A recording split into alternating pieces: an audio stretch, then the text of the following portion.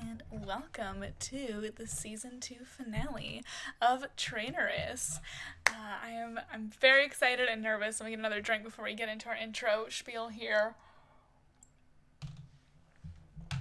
Okay, I need to set up the first scene in the background, so excuse me if I'm leaning forward and doing things in the background as I talk, but I'm super excited to see you all here. Welcome, welcome. I'm so excited and anxious and nervous. We have a lot. Bitch, it's gonna be a wild finale. I've had a lot of this finale planned out for a very long time. In my head, a lot of these bits are some of the first things I came up with when season 1 ended, of like, oh, I know where I want season 2 to go, bitch. And we're getting here tonight. We're gonna really need to put on, my actorly skills for some scenes, but the drama is gonna kick off. Don't you worry, we got lots in store. Want Marissa to go down? I guess we'll see. Well, I think Marissa's gone down plenty this season, but we'll see if she goes down for good in the finale here. And hopefully, fingers crossed, Sims is on our side as far as loading. Right now, it's taking forever to load into our flashback household. We'll see if it gives us trouble all night long. I still have not updated my game because, again, I did not want shit broken for the finale. If Sims didn't work tonight, I would lose my mind. I want pain. Again, I don't know what Marissa does in her free time we fade to black on, but we'll have to see what happens tonight. Maybe we'll get into that tonight. I'm kidding. This is not an HBO show to which you'll get mad if there's nudity. Okay. Without further ado, let us go ahead and switch over to the game and get into Traitorous Season 2, Episode 8, Sunrise, our Season 2 finale. But at the end of last episode, Marissa and James got a little bit carried away with each other, being a bit scandalous at the actual Clark estate, of course, and Shawn walked in on them. But the first words out of Shawn's mouth was not anything about his wife. The first word out of his mouth was James. So, for our flashback tonight, we are headed back 15 years ago to 2006 to a little apartment building closer to downtown near campus area of our, unnamed city that Traitorous takes a part in. And a bit of a younger Shawn is over here working on some homework at his computer. Ignore that this is a base game apartment, just pretend it's something fancy I built. But over here focused on his homework, but about to be interrupted as his bedroom door opens here, and another man, a bit scrawnier, a bit floppier hair, walks in on over to Shawn as a much younger and nerdier looking James here says, "Hey, finally made it down."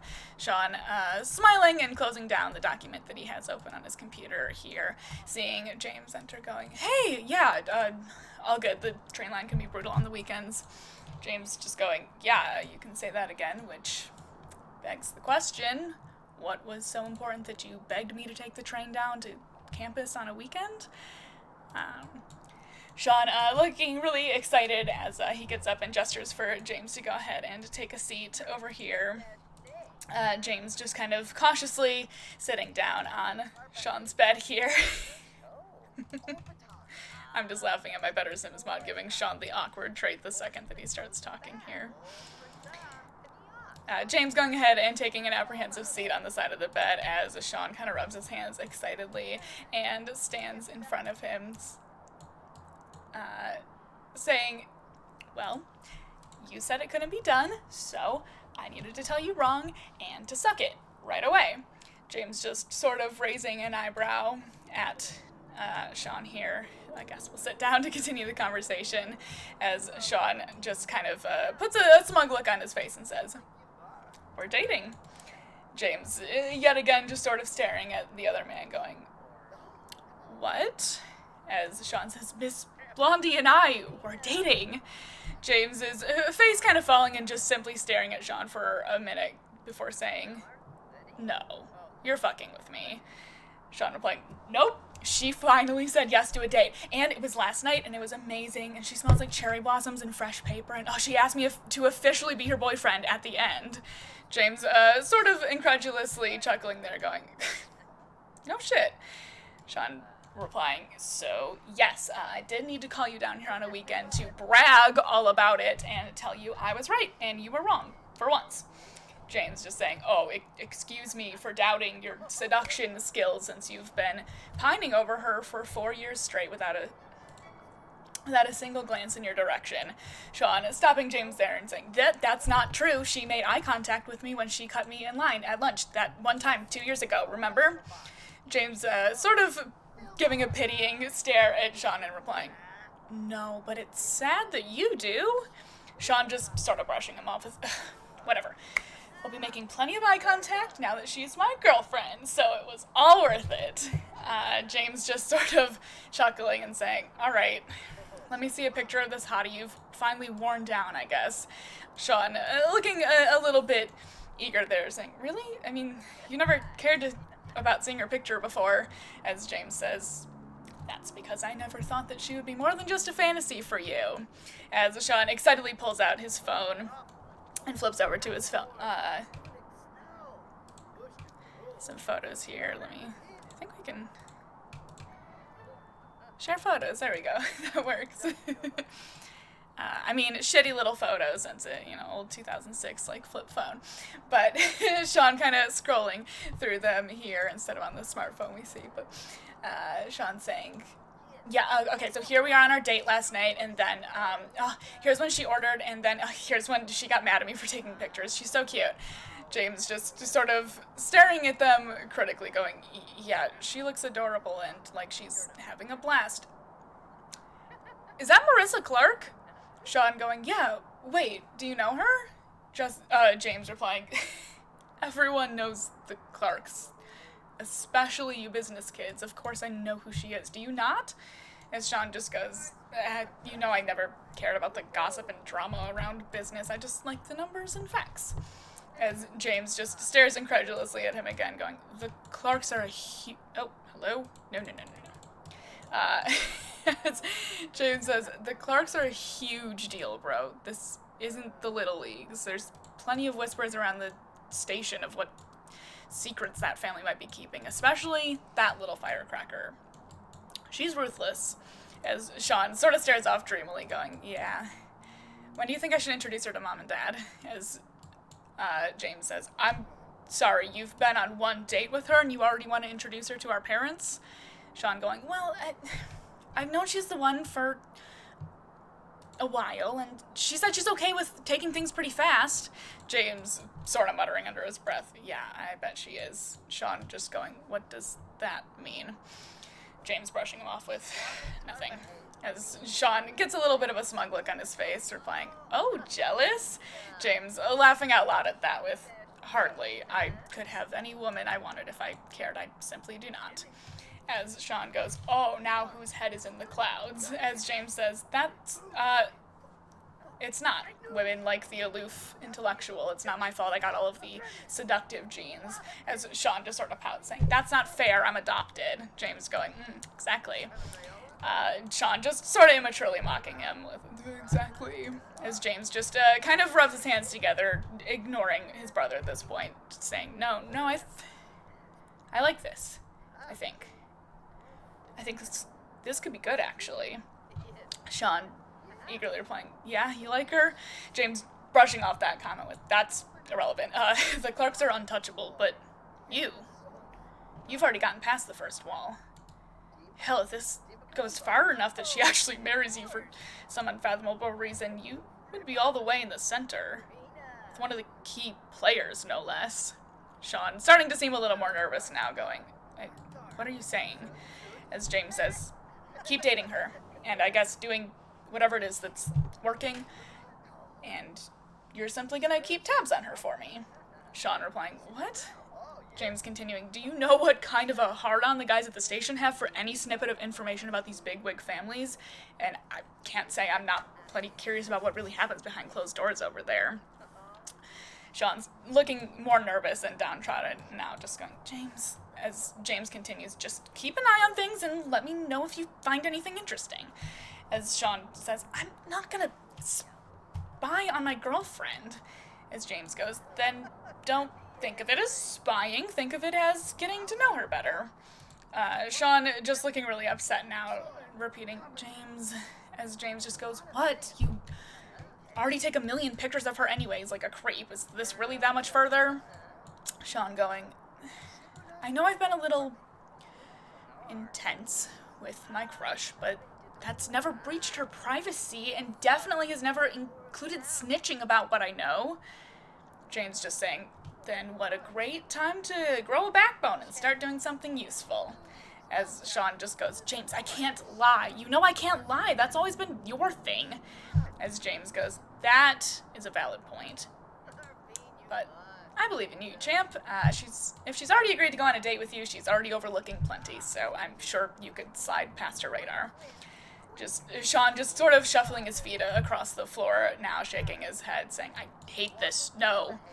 James trying to goad him on further, going, no. As Shawn says, yeah, no.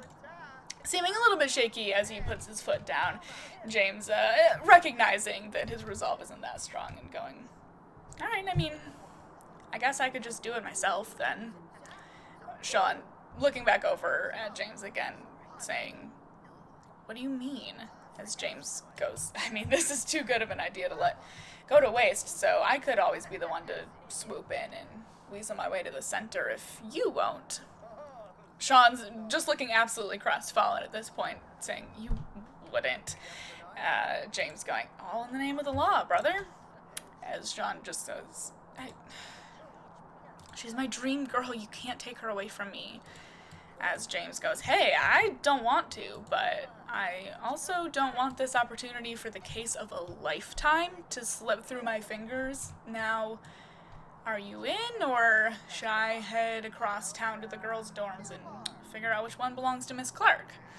Shawn, looking upset but knowing that, as usual, he's going to give in to his brother's way, and knowing that James definitely is not bluffing as he just sort of shuffles his feet, looking at the ground again, and replying, fine. James, getting the smirk back on his face as he just says, good. And so that's where we will go ahead and leave the past there with those two making their plans. A bit more insight on the beginnings of Marissa and Shawn's relationship there as we head back to the present and pick up right where we left at the end of last episode. As we head back to 2021, where we left off at the last episode, and here in the Clark estate, late at night, and in Marissa and Shawn's bedroom, where Shawn has just walked in on James and Marissa entangled with one another here, and we are literally picking up right where we left off with Shawn yelling, James? Marissa turning to Shawn, confused, saying, wait, you know each other? Shawn, now kind of doing a double take over at Marissa, going, what? As James sort of takes a step towards Shawn, saying, Shawn, as Shawn just goes, that's my brother. What do you mean, do we know each other? Marissa now kind of turning to James and going, what? As James just grabs Shawn and drags him out, practically throwing him out into the hallway here. James following along and kind of tossing over his shoulder as he steps out the door and closes it behind him, saying, just a second, sweetheart. Marissa going, oh, absolutely not, as she kind of stomps over to the door here to follow them out, but James, using his strength to kind of lean up against the door and hold it shut behind him, as he can feel Marissa trying to furiously open the door and scream behind it, making sure to keep his own voice low as he talks to Shawn here. Shawn just starting with, fuck you, I can't believe you. James just going, I'm the one you're mad at? Shawn yelling, yeah, as James just says, not your loving wife. As Shawn replies, oh, please do think I don't know she sleeps with half the town. I just didn't think one of them was my own brother. As James just goes, shut up, we had a deal. Shawn saying, yeah, and that deal very specifically included you not fucking her. James going, yes, but that requires you holding up your end of the deal, and after 15 years of fuck all from you, I've decided that the deal is void, and I should take things into my own hands like I should have done from the start. Shawn just saying, you know I've been trying, I don't know what I'm doing, and why has the deal changed now? James going, because it has gone from passive interest in the family to an actual investigation, you dimwit, so even so though you've been less helpful at snooping than a dog, I am doing this my own way, and I'm already getting way more headway than you've provided, and if you fuck this up for me at this stage, so help me God. Hearing Marissa kind of give up on the other side and stomp away from the door as Shawn says, oh, so now I'm at fault here?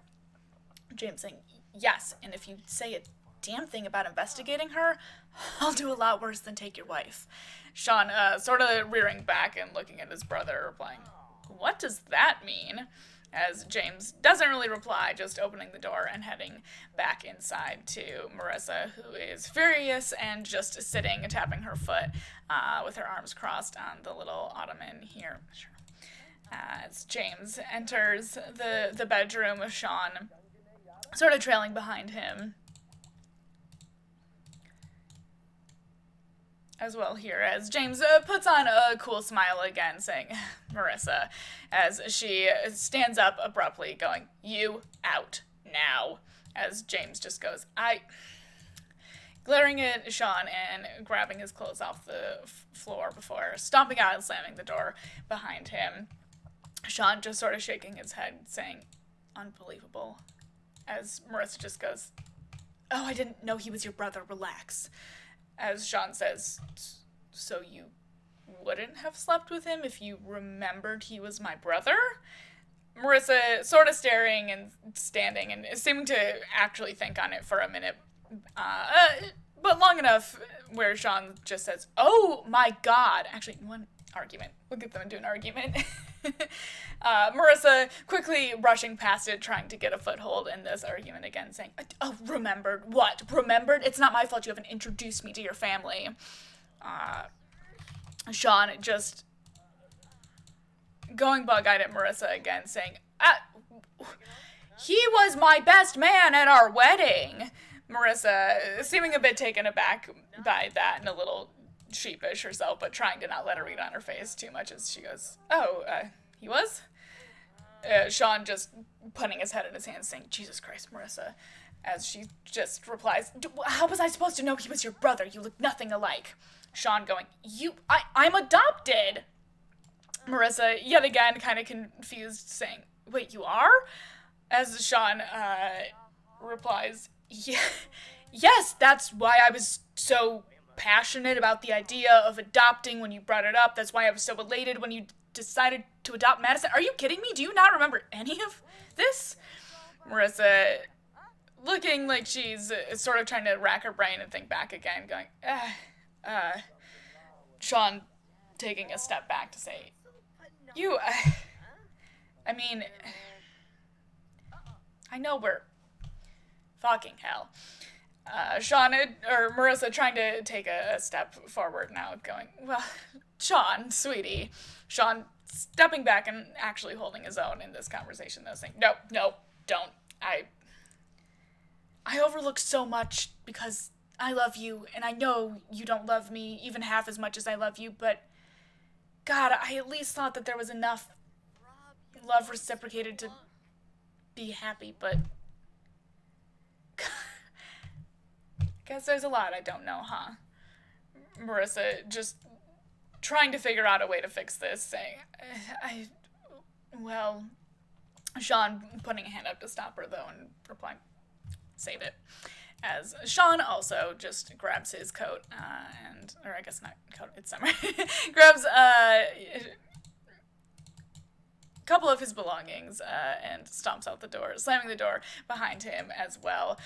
Marissa just letting out a deep breath and rolling her eyes more in annoyance than heartbreak, but definitely frustrated with the dismal way that the night has gone. But we will leave everyone there to collect themselves for the night. We are doing a bit of a time jump now. That is right after we ended last time, but we're gonna jump forward to a week later in our events here, where it is pretty early-ish morning on our day here over at the Winston Manor, and Julia is just kind of hanging with her nephews in the living room watching some TV, as both Chadwick and Tyler are all dressed up already, and Robert II is also entering the living room, coming down the stairs wearing a fairly matching blue suit here, as Julia smiles over at her brother going, "Aw, you all look so good in your matching blue."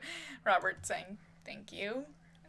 You sure this looks alright? It's been a bit since I wore this suit." Julia just saying, "Yeah, you look great. You nervous?" Robert kind of going, "Yeah, a little bit, I guess. It's been a while since I've handled a press junket, but I'm sure it'll come back to me. And it will all be worth it to start turning the narrative back in Churzo's favor now that we're not bankrupt." Just sort of looking down at that, though, as Julia continues, "You're gonna kill it." Robert looking a bit more worried, though, as he just kind of dismisses Chadwick and Tyler and tells them to go stand by the door, like Chad, asking Chad to take his brother over there and get ready to get going, as Robert takes a sit down next to Julia here, saying, "Jules, are you sure you're gonna be okay here alone tonight?" Julia going, "Yeah, I have a marathon of Bachelor to get caught up on." Robert replying, "Julia, you know that I can get you an extra seat easy with everything considered." Julia going, "I'm fine, really. It's been, what, a week since he paid off our debt, and not a word since. Maybe he just wanted to get some guilt off his conscience." Robert stealing a disbelieving look at Julia, going, "Yeah, I don't think Terrence is the kind of man to drop that kind of cash for guilt, or the kind of man that has a conscience in the first place." Julia going, "Yeah. Either way, who knows where he is, and as far as it seems, he's leaving us be. Even if this is some weird scheme, alright? I'll be alright for a night. We can't just live in fear of him the rest of our lives." Robert smiling a little bit at that, as Julia goes, "What?" Robert just saying, "It's nice to hear you say that." Julia smiling back at her brother and going, "See? And I know what it's like most of all, so I say no more. Go, all right, I promise I'll be fine." Robert still looking a little bit unsure, but relenting, knowing that his sister, especially back to feeling more like herself these days, can be pretty headstrong when she wants to be, replying, "Okay, you can call me at any point, okay? And I have the security cameras linked back to my phone, and I will check whenever I can, okay?" Julia going, "I don't need you to do that, but thank you." As Robert says, "You're not afraid at all?" As Julia just sort of turns back to the TV, turning the volume up, going, "Nope, not anymore." As we'll head back upstairs really quickly here before they head out for the night. Aimi kind of finishing getting ready here and heading into the home gym, where she can hear the music still, she can hear the music even coming out of Samantha's headphones blaring so loud, as she kind of tries to get her daughter's attention, who's been pretty wrapped up in her workouts here, stopping when she sees her mom come in, though. As Aimi says, "Oh, still at it, sweetie?" Samantha going, "Oh, yeah. Amy, looking at her daughter a bit concerned, going, okay, just don't overwork yourself. And Samantha says, yes, I know, this is helping. So Amy, looking a bit more sympathetic as she replies, you and Maxwell still fighting? Samantha saying, yeah, I guess that's what you'd call it. Amy just hardening her gaze at Samantha a little bit. She narrows her eyes, saying, this doesn't have anything to do with that wretched grandmother again, right? Samantha chuckling a little bit to herself, thinking about the events of prom that seems so long ago at this point, going, no. Amy saying, okay, because I didn't wear earrings today, so I can swing by the Clark house if Rona needs another talking to. Samantha laughing a little bit more at that, going, no, Mom, thank you, but that's not necessary.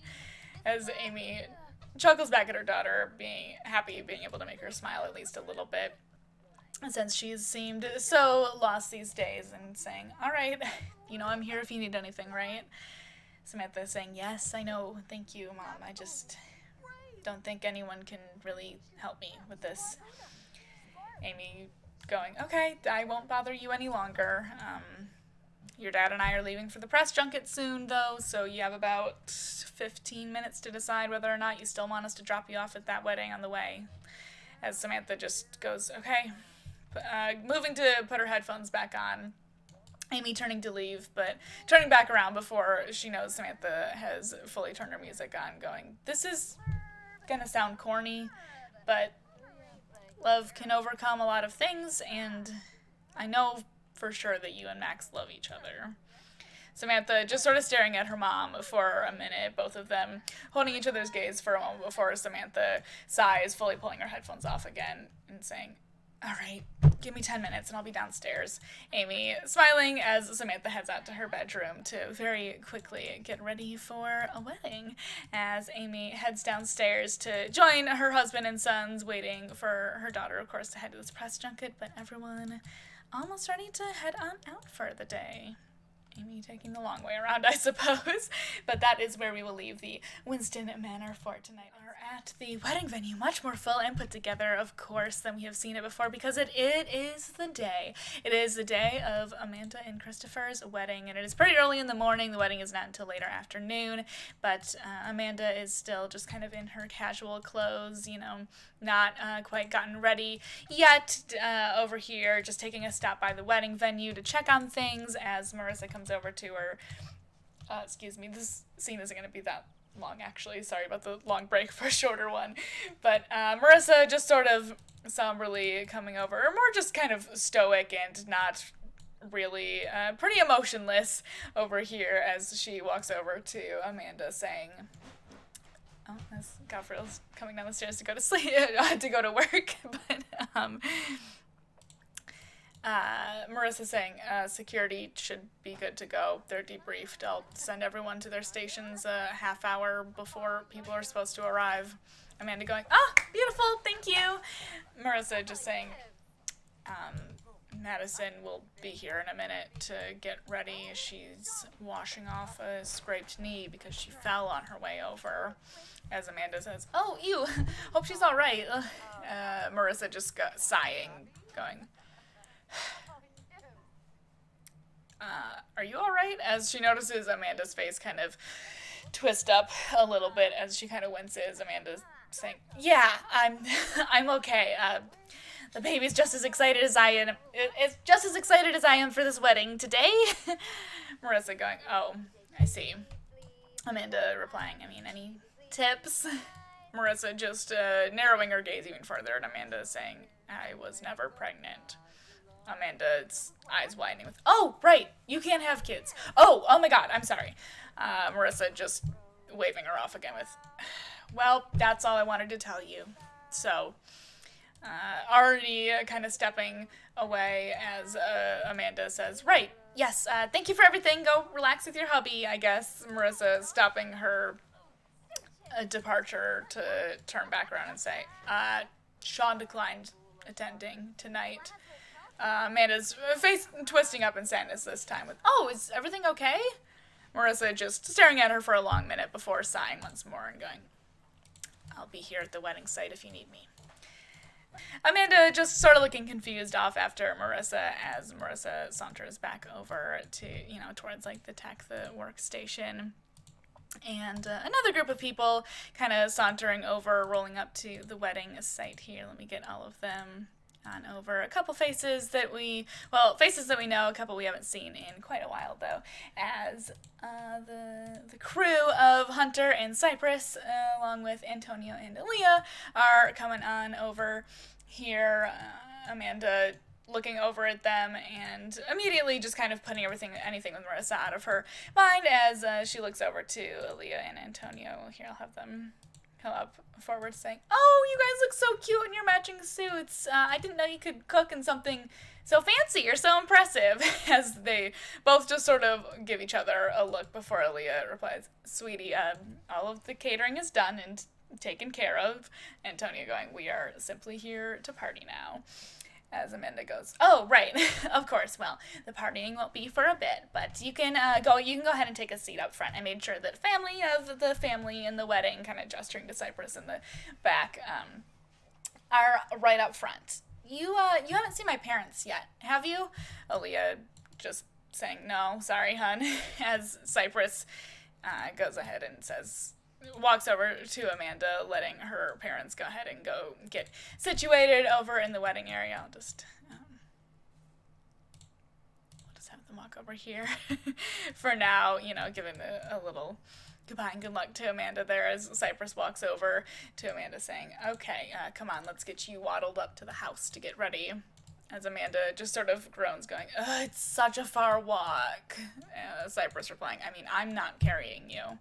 As Amanda gives a somewhat questioning look over to Hunter for a second before Hunter just goes, "Absolutely not. I need a jet for a minute anyway." Cypress turning around surprised at that, replying, "You do?" Hunter going over to her and holding her hands for a minute and saying, "Yes, I have an errand to run really quickly." Oh, sure, caress cheek, whatever. Cypress raising an eyebrow at that going, "What? Oh, hello?" Going, "What kind of errand?" As Amanda, I don't know why they're mad at each other. Oh well. For canon reasons, they're very lovey-dovey. Cypress asking what kind of errand, Amanda replying, "Ooh, I don't want to hear." As Cypress goes, No, there's no errands today." Hunter replying, "No, this is a special errand, a day of reckoning errand," as he grabs Cypress's hands and kisses them. Cypress just sort of staring at her partner here. Oh? Hunter just nodding along with, yeah. As, well, we'll see if I can get them to kiss here. They've seemed a little bit more flirty. Hunter grabbing his girl's face here and planting a big kiss on her as he departs here. A bit of a bounce in his step. Excited to wherever he's headed over here. Cypress just sort of shaking her head fondly after looking after him as he jogs away for a moment. Amanda looking a little bit longingly at the two of them, saying, "Oh, how do you get him to look at you like that?" Cypress just going, "Aw, I let him watch me fuck other women." Amanda immediately turning to her, screaming, "What?" as Cypress just cackles and puts a hand on the small of Amanda's back, going, "Let's get up to that house." And with the wedding preparation of the day of well into the swing of things here, we will leave them to continue getting ready. This is the part of the episode where we're going to start doing a little more theater of the mind, because I didn't want to load up the game with a bunch of sims and things so that it doesn't break, but we're going to pretend that it's a pretty full area here with different people with cameras and microphones and notepads and such, as we are taking a look into the little press junket that Robert II was talking about heading off to with his wife and kids here, of course, talking to all of the press that have come out today, giving a speech saying, "Thank you for coming today. I know it has been a while since you've seen my face in the news, at least willingly," as some of the paparazzi kind of give a somewhat guilty chuckle there. Robert sort of intensely chuckling along as well, continuing. As I'm sure you also know, this past year has not been easy. Not only did the founder of 𝕉𝕤𝕒𝕒𝕒 and my father pass away, but the business took a huge hit. When it rains, it pours, so they say. And it has been an uphill battle trying to restore 𝕉𝕤𝕒𝕒𝕒 to its former glory. One of my main goals is to do my father's legacy proud, and I know that he was a controversial man, but kind of sparing a glance over at his mother, Juliet, of course, who is, well, she was in the crowd. Over here. Maybe. Who is right up front in the crowd there, just beaming at her son, but causing Robert to stumble a little bit in his speech as he's talking about his father, just looking at his mother's face, beaming up at him there, but pushing forward nonetheless with, he built an impressive legacy, and that legacy should not be put to shame by the one he entrusted it to. So I am here today to let you know that the past year's grievances have been but a smudge on 𝕉𝕤𝕒𝕒𝕒's impeccable record, and I know you want me to comment on our competitor 𝕉𝕉𝕒𝕒𝕒𝕒, but the truth is I have zero desire to discuss them, regardless of what 𝕉𝕉𝕒𝕒𝕒 is doing. 𝕉𝕉𝕒𝕒𝕒𝕒 is on the rise again. Our numbers have improved 200% in the last month alone, and we have no plans on stopping. I may have hit a bump in the road, but I'm putting 𝕉𝕉𝕒𝕒𝕒𝕒 back on the top by making the decisions we need to succeed. I'm sorry. Could you all excuse me for a minute? A few gasps and murmurs amongst the crowd as Robert steps down from the podium really quickly and dashes down into the crowd, even Aimi looking a little bit confused at her husband here as he runs over to his mom in the front, Juliet, seeming quite startled also that her son has run over to her, pulling her up out of her chair and holding her hands in his as Juliet just goes, "What are you doing, sweetie?" As Robert stares into her eyes and asks, "Do you want the business?" Juliet just replying, "What?" As Robert says, "Do you want to run 𝕉𝕉𝕒𝕒𝕒𝕒, not from behind a curtain?" As Juliet starts to protest, saying, "Sweetie, that's not necessary." Robert just going, "No, it is. You deserve the praise, not me." Juliet just going, "No, I couldn't take." Robert cutting her off once again with, "No, I want you to." Juliet still trying to, protest a bit with, I couldn't. Robert, stealing his gaze at her, the hardest that it's been so far with, "You could." As Juliet just stares back at him for a long while, kind of unable to stop herself from smiling a little bit as she looks down with, feeling the smile come across her face, laughing a little bit, going, "Robert," as Robert just takes her smile as an answer, quickly kissing her on the cheek and sprinting back up to the podium, keeping one hand in his and dragging her along the way as he gets back up to the microphone going, "Apologies for that, everyone. As I was saying, I want to be the best leader possible to help 𝕉𝕉𝕒𝕒𝕒𝕒 succeed, and that means making the decisions that will benefit the company most. The truth is, as hard as it is to admit, it is my fault that 𝕉𝕉𝕒𝕒𝕒𝕒 tanked. I let the company and everyone it supports down, and my father thought I was the best choice to captain this ship, but I think I'm better suited as first mate. 𝕉𝕉𝕒𝕒𝕒𝕒𝕒 isn't on the rise because I've miraculously saved it. It's because I asked someone much wiser and much more humble than I for help. Someone who has quietly helped 𝕉𝕉𝕒𝕒𝕒𝕒 become an empire in the first place, and that's the best decision I've made as CEO. I have one more thing to announce before taking some questions, which is that I'm stepping down as CEO of 𝕉𝕉𝕒𝕒𝕒𝕒𝕒, and I will be handing the company off to the person that I know will set things right for years to come. My mother, Juliet Winston. a mix of kind of surprised gasps and cheers from the crowd as Robert all but drags his mother over to the podium, still a bit shy but unable to help herself from beaming a little bit as here, I'll just have her join on the other podium, I guess.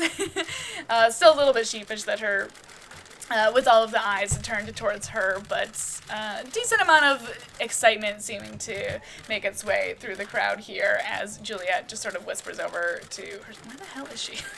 There we go. As Juliet leans over to her son away from the microphone and whispers, "There's a lot of paperwork behind this. You can't just announce it," as Robert chuckles, going, "I know, Mom. We'll get it sorted."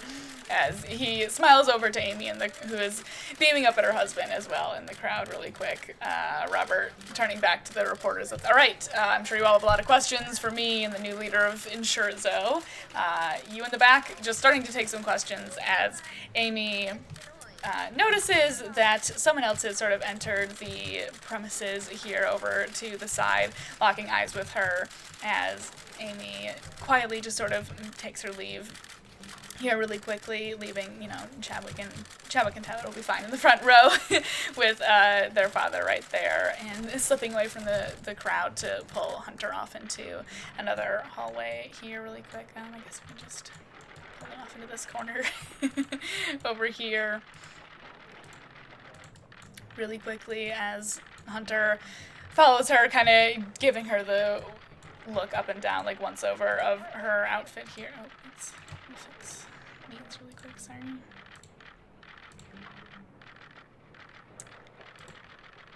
Giving the once over of her outfit, going, "Hey, that is quite a high slit in your skirt, ma'am. Are you getting late again? Wait, are you guys all good?" Amy just immediately shutting it down, going, "Hunter, I'm not here to discuss my relationship with you right now." Hunter going, "Oh, I'm so glad, Amy," as Amy just goes, "Shut it. We don't have time for this." Hunter going, "Right, sorry, what's up?" Amy saying, "First of all," and smacking Hunter over the back of the head with her hand. If I can get them into a conversation, that'd be great. Hunter wincing a little bit, saying, "Ow, what the hell? There's time for that, though?" Amy going, "Yeah, I budgeted it in." "You asshole. Did you know that Madison is my niece?" Hunter's eyes going a little bit wide there. Amy taking that as her answer with, "Oh, you piece of shit. I told you no more lies." With Hunter saying, "That was the last one, I swear. And I figured that if you knew the baby was Julia's, you might not want to work with me for good. And I also try and ignore that fact because it makes me feel like the biggest douchebag in the world." Amy replying, "Yeah, good, it should. And good instincts on me being pissed about this." As Hunter goes, "Wait, how do you know?" Amy going, "Well, Julia knows." Hunter's losing all color in his face at that with, "What?" Amy saying, "Listen, we can debrief and I can be angry at you later, but I'm willing to put this aside for now because we've got her, Hunter." Hunter is starting to get a little more excited himself, seeing Amy smile at him, at least going, "Yeah," as Amy says, "Yeah, Julia agreed to testify, and I have finished going through all the other paperwork, and with Julia's help, I think this is airtight enough to slap her with a lawsuit she's not going to recover from." Hunter getting even more excited now, saying, "Really?" As Amy replies, "Mm-hmm." Hunter going, "Okay, well, Chris's wedding is this afternoon. We can corner Marissa and serve her afterwards. She'll be worn out when she gets home." Amy going, "Okay, sounds good. We can text meet-up details later." "Congrats, Mr. Clark." Hunter replying, "Thank you." As Amy says, "You're lucky I will get millions from this, and I have a personal vested interest now." Hunter slipping out of his seriousness for a second, unable to keep himself from being cheeky for too long, just going, "You didn't before," giving her a little wink as Amy just rolls her eyes saying, "Get out of here." Hunter leaving back to the wedding venue with a renewed spring in his step here. Amy heading back to the press conference as we will leave them there to that for now. We're not at the wedding venue. We're up the hill a bit at Amanda's family home, the Ritter family home, of course, where everyone is kind of getting ready and where the reception will be held and such. But we are over here sort of in the guys' dressing room where Jacoba's already sitting on the couch here just kind of chilling as Christopher is finishing putting on his pretty extravagant tuxedo here, all clean shaven with his hair all gelled back and such, and exactly how Amanda wanted him styled for tonight, just sort of, finishing buttoning cuffs and such as the door bursts open with someone stumbling on through here as Christopher jumps and turns around to see his father, Justin II, drunkenly kind of stumbling into the room going, "My boy!" Christopher replying, Dad, hi, sort of sharing a glance with 𝕉𝕠𝕐𝕐, who just grimaces back at Christopher as Chris says, "I didn't know you'd be coming," as Justin stumbles over to Chris saying, "You think I'd miss my only son's wedding?" As Christopher replies, "Well, you never responded to the RSVP, so..."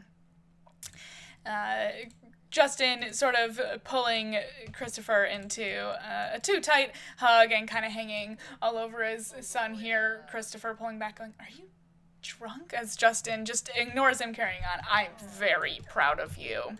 Chris just looking almost scared, replying, "Thank you." As Justin says, "You know, most people around here seem to have forgotten about how much your grandfather provided for you all.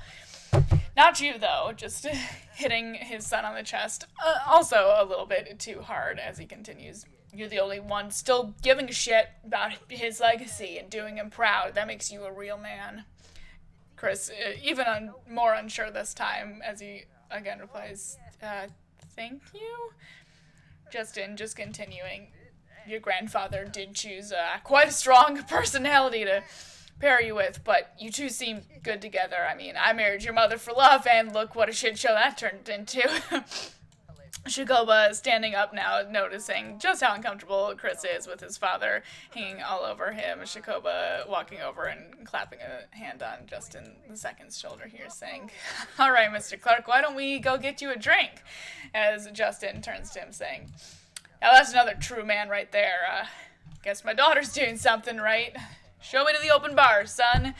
𝕉𝕠𝕐𝕐 going, "Yeah, right behind you, Mr. Clark," as Justin jauntily kind of stumbles on out of the door. Again, 𝕉𝕠𝕐𝕐 turning to Chris as he turns to follow and saying to get him some water, winking at Chris as he leaves after Justin. Chris just kind of mouthing a thank you at 𝕉𝕠𝕐𝕐 for going and dealing with that there on, his wedding day. He doesn't need to deal with that. Well, I'll just actually have 𝕉𝕠𝕐𝕐 and Justin head on out here as, soon after the door slams shut behind 𝕉𝕠𝕐𝕐 and Christopher has already gone back to buttoning the million different buttons and trims on this suit here. I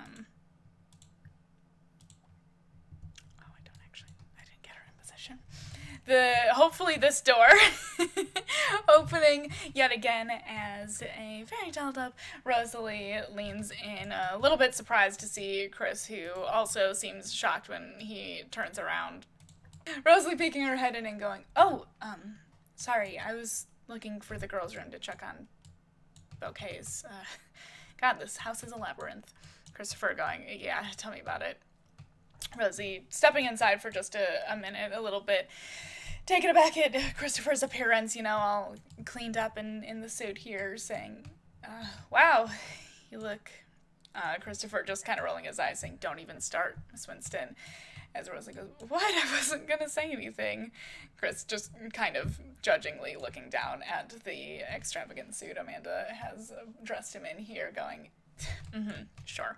As Rosalie takes another step in, going, "I wasn't. You look nice. You clean up well." The suit is very...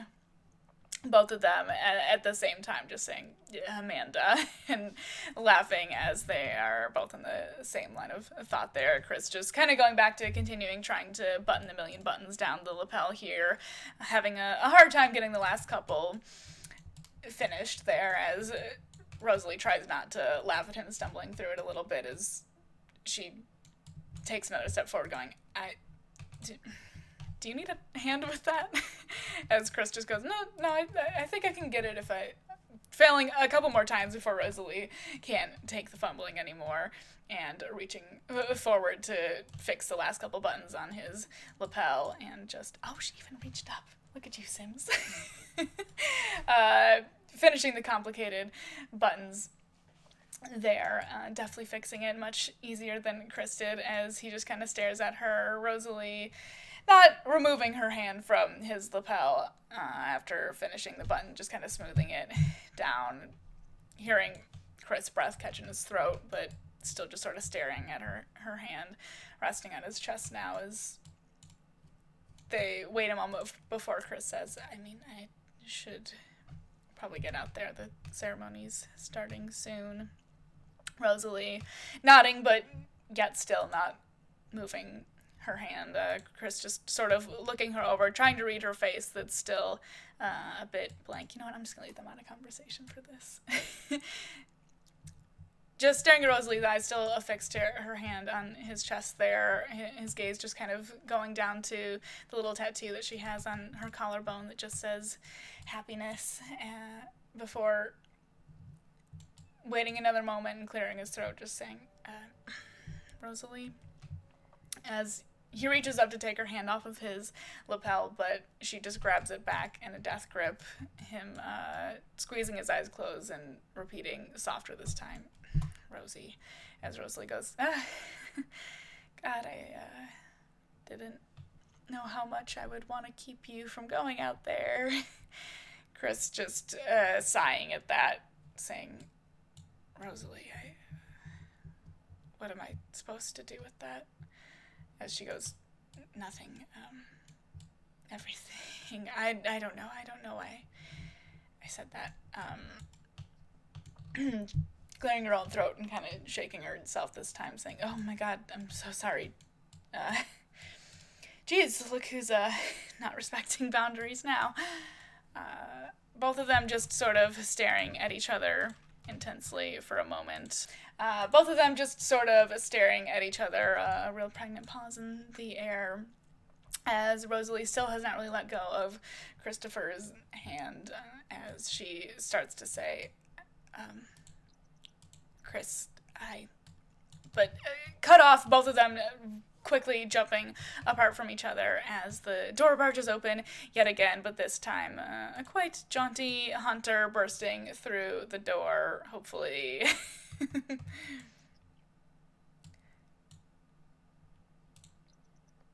Yeah, Hunter barely paying any attention to who's in the room, just going, oh, God, okay, sorry, I'm here. It will take me no time to get dressed, I swear. Oh, hey, Rosie. As Rosalie, a little bit too loudly, proclaims, hey, I was just looking for the girls' room and got turned around.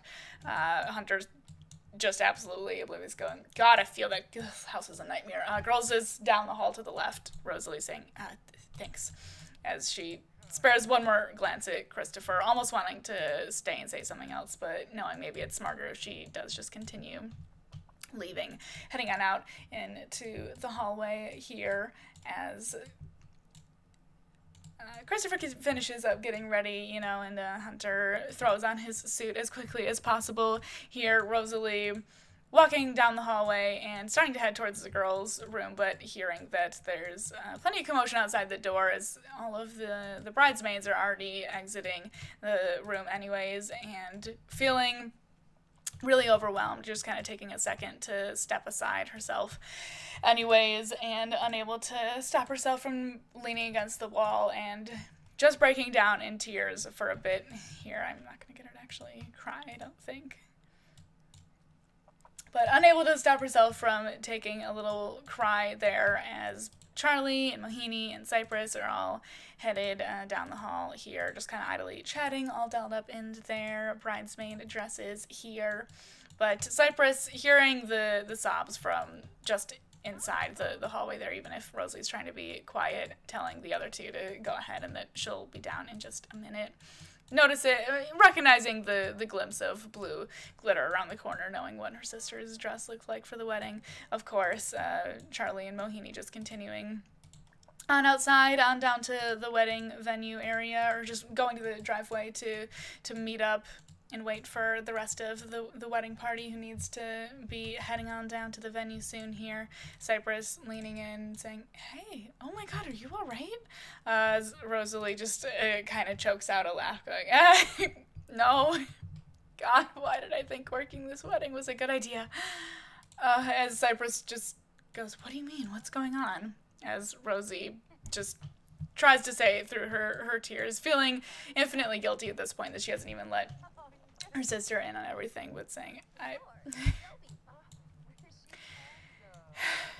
there's a lot I haven't told you, and we'll leave Cypress there to comfort her half-sister there, and Rosalie to maybe fill Cypress in on a few key details that Cypress was previously unaware of, as the other bridesmaids are kind of hanging out in the driveway here. It's Christopher somberly making his way on down to meet up with them,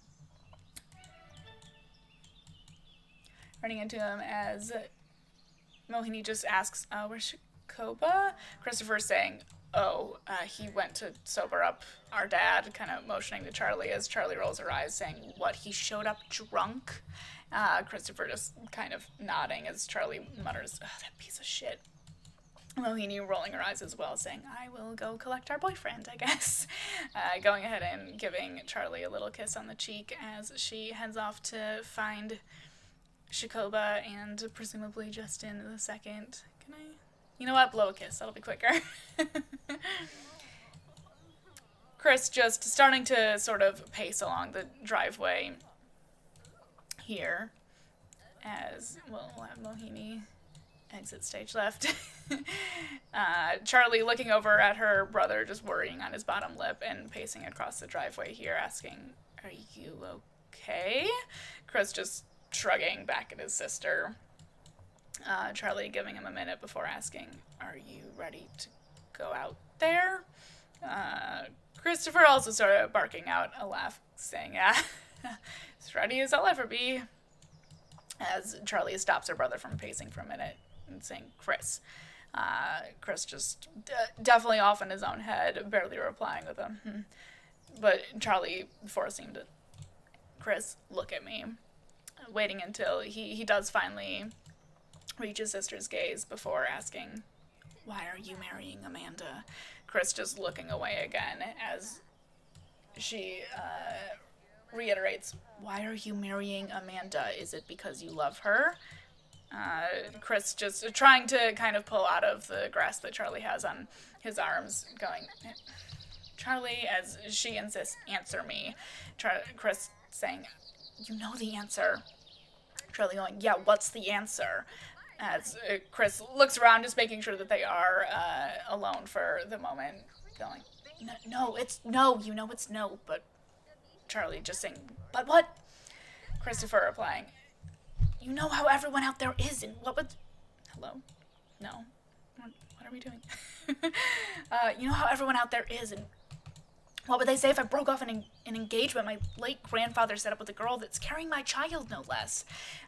Charlie replying, fuck what they have to say. They suck, and they're all stuffy and uptight and have never had a happy day in their life.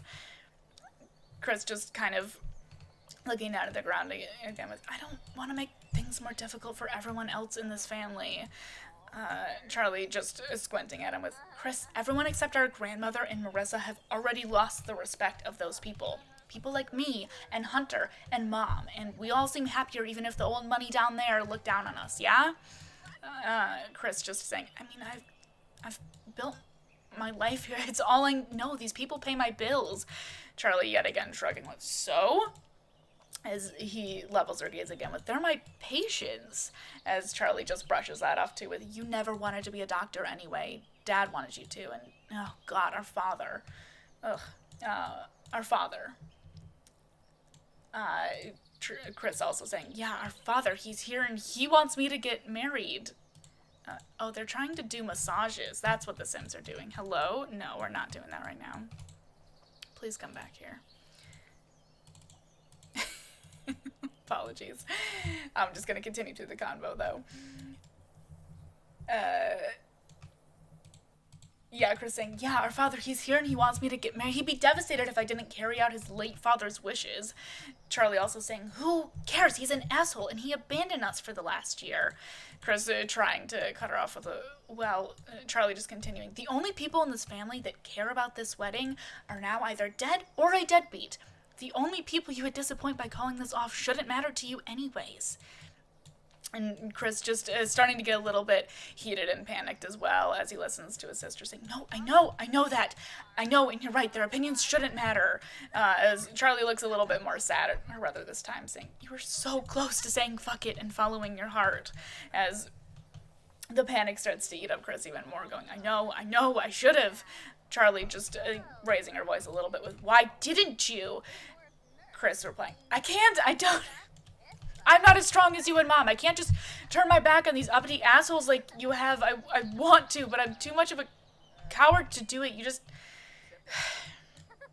As Charlie calmly says back to him, you just have to do it once. You can't appease them forever. Chris is staring down at the pavement, shifting from between the balls of his feet, trying to stop the tears that are welling up in his eyes as Charlie continues, you can't keep sacrificing your own happiness for theirs.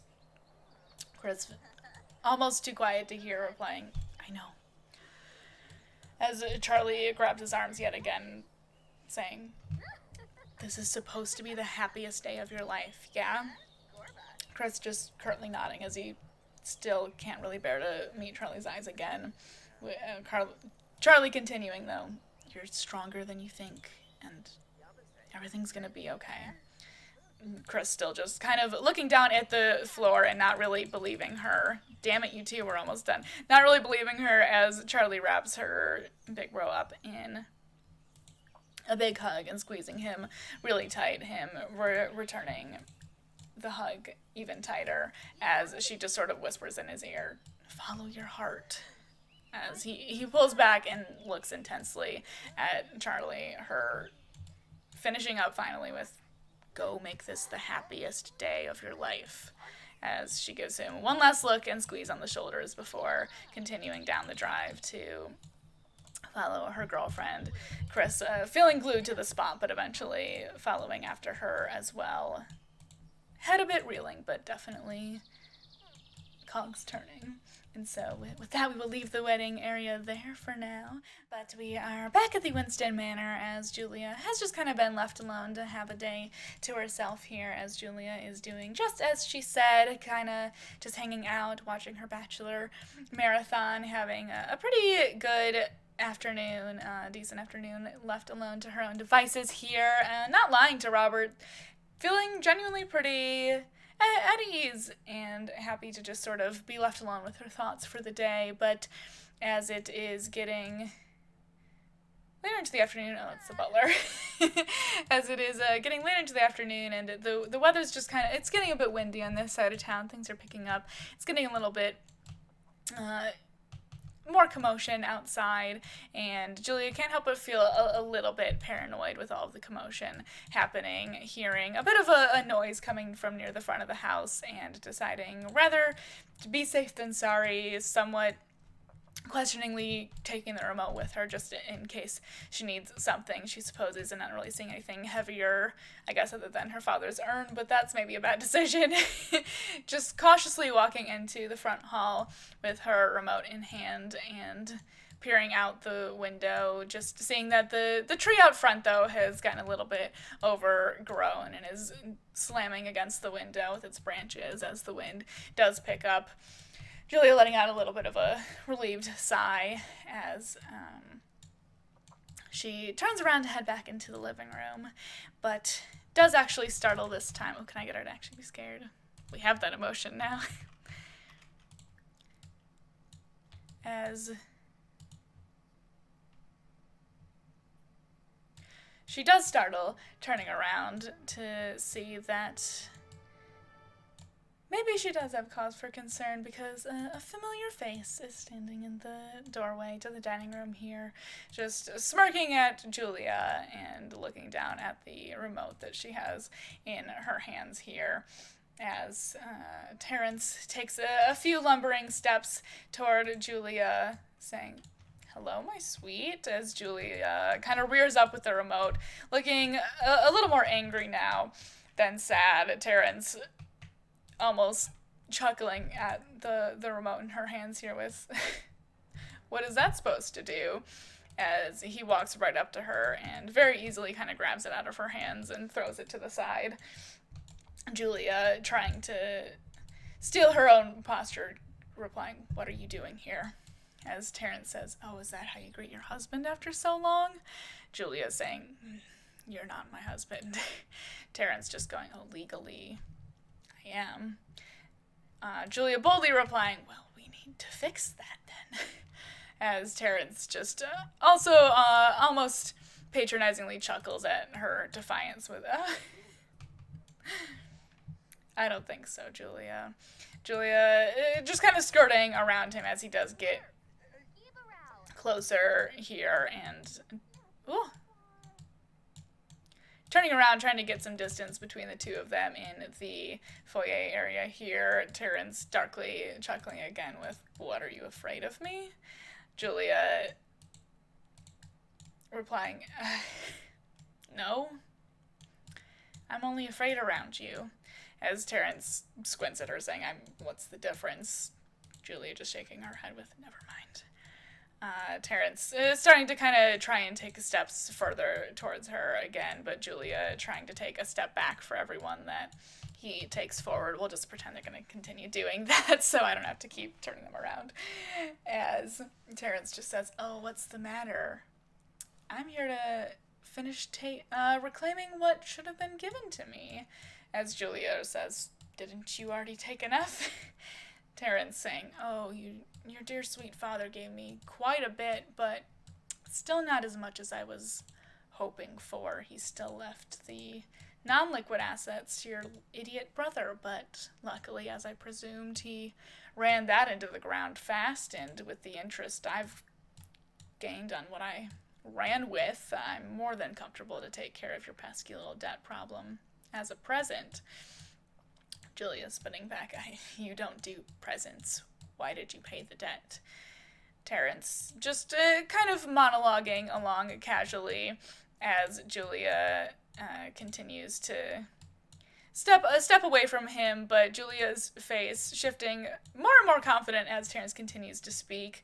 Terrence continuing on, "Well, now that everyone knows your brother's a failure and Aimi is surely on the outs with him, no one really respects his opinions, do they? And he's the only one I really needed out of the way. Your mother already loves me, and Brent's too doped out to even notice what's going on around him. And no matter how tough you're acting right now, you'll fall right back into my arms in due time like this lovesick puppy you've always been." Julia, unable to help herself and just letting out a laugh as Terrence starts to get pretty close to her personal bubble again. Terrence saying, "Oh, you're laughing now." Julia replying, "Oh, you've done a very bad job at keeping tabs on what's going on around here in your absence. The time in the game is late. It's going to end up getting dark. Hopefully the lights are still bright enough. We're going to pretend that it is mid to like mid-afternoon for this entire time, okay? And we're just going to deal with whatever lighting we end up getting in the game. Cool? Okay. As we are back at our wedding venue, of course, if you're just tuning in, what a whammy of a scene to tune into. But it is time for the wedding. It is getting very close to ceremony time as we're also going to pretend most of these chairs are kind of filled.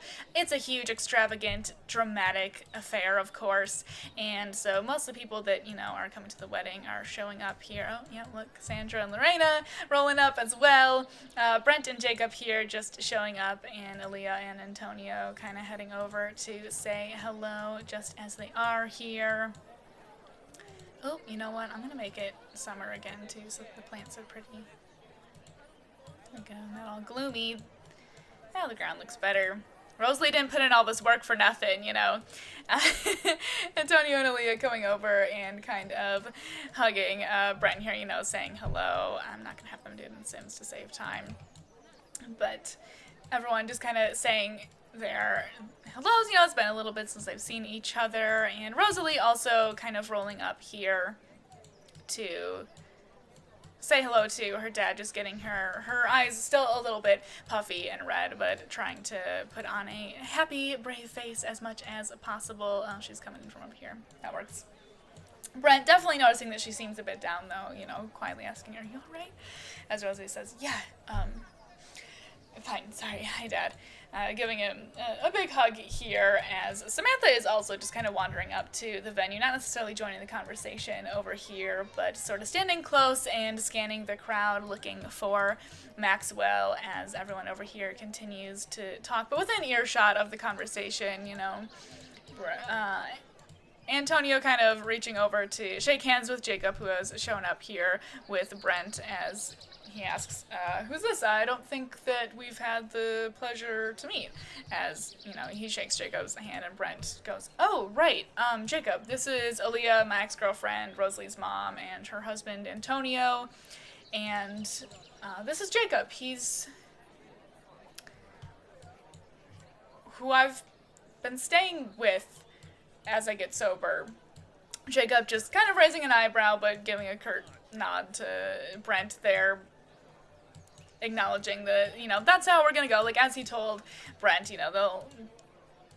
can be whatever he wants him to be in public, but Brent feeling awful at the kind of curt nod that Jacob gave him here before closing his eyes and saying, okay, no. He's my... Giving a nervous look over at Jacob again, who just kind of smirks at Brent and nods along at him. Brent giving another small nod back and taking a deep breath before saying, fuck it, he's my boyfriend. 𝕒𝕒𝕒𝕒 looking surprised, but kind of giving an encouraging smile to her ex here and pulling him into another big hug, going, oh my god, okay, nice to meet you then.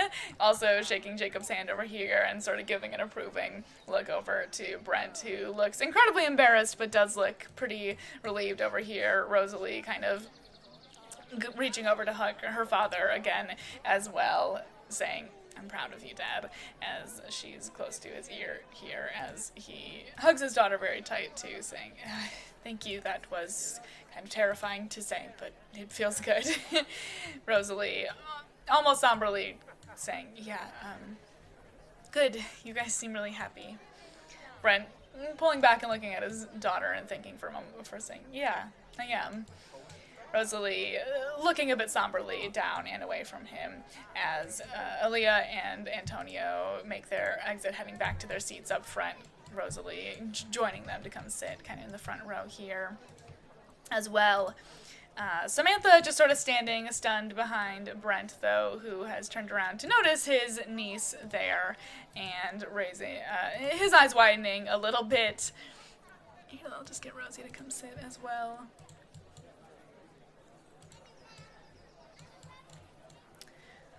Brent stuttering out, hey, Samantha, I didn't realize you were there.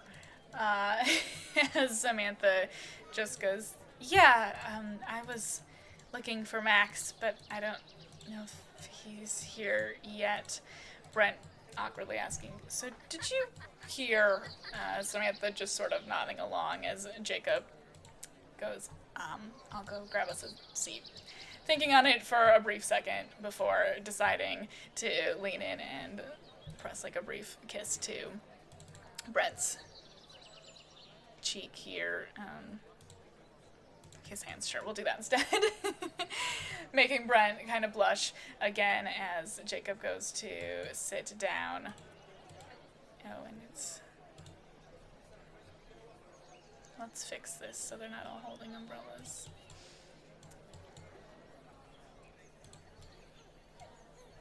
But as Jacob just kind of gives him a quick kiss on the cheek and goes to find a seat for the both of them, Brent just staring at his niece saying, so, Samantha going, I didn't know you were gay?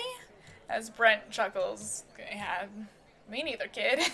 As Samantha looks confused at him, like, how does that work? As Brent takes a deep breath, feeling it's probably a bit more of a loaded question than Samantha is realizing, and trying to put on his best kind of uncle wise words of wisdom lecture tone, saying, well, I think there are a lot of feelings that I stuffed down because your grandfather disapproved, but I've been doing a lot of thinking lately, and I realized that I was denying how I felt because it seemed different than what I know. And I am far too old to be caring what others think, and especially what your late grandfather thought. And it's kind of weird to me too, but I guess I'm just letting the way I feel guide the way.